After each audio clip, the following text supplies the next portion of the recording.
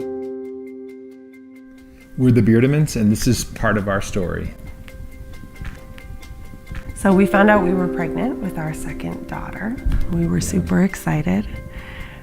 We went in for our 20-week appointment, our 20-week ultrasound, where they check on everything.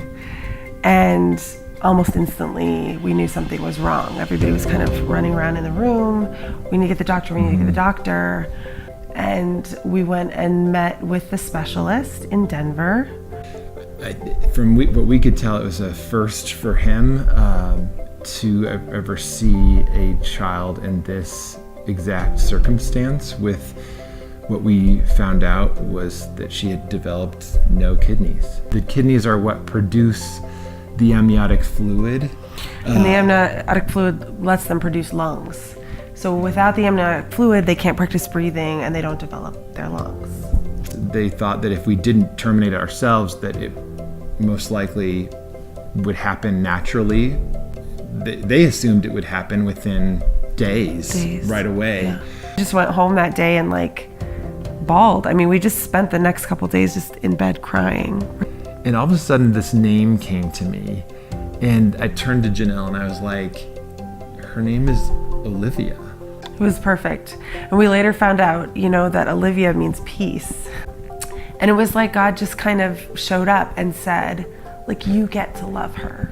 You get to love her. And that's when we started just trying to be her parents for as long as we were going to get to be. Yeah. So the first probably month or so of these visits were just a quick check-in. She's still alive, we're good. And it was kind of like, wow, she's still alive at first. And after the first few, we're like, wow, she's still there.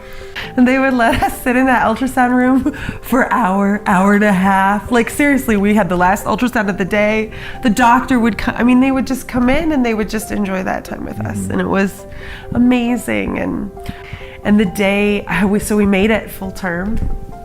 And I told my doctor, full term at the time was 37 weeks. So I said, I'm going to 37 weeks. So we show up to the hospital for the C-section, and she checks one more time, and Olivia's strong heart is just beating and beating. And they had told us everything. She could appear to be in great pain. She could have her limbs paralyzed in the wrong places. And she was born, and she was so beautiful. just perfect.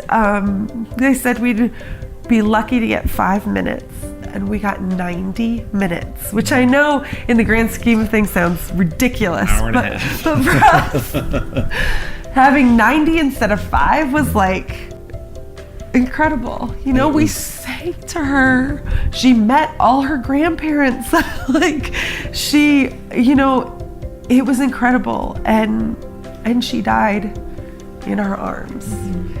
It was the most surreal 90 minutes I've ever had. And it was the kind of time where you just felt like I couldn't have been any closer to God.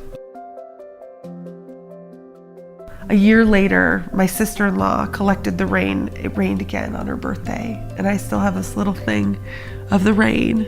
We let balloons go on her birthday. We try to go to the highest place we can go. We've gone all the way up to Pikes Peak because there's something concrete about feeling like you want to touch heaven and really send those balloons up there.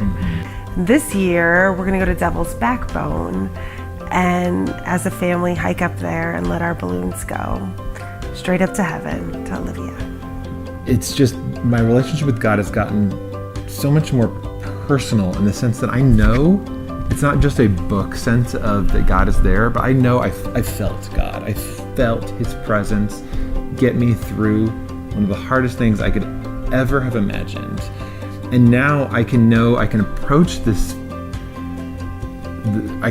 Father in a way that I know that he's listening.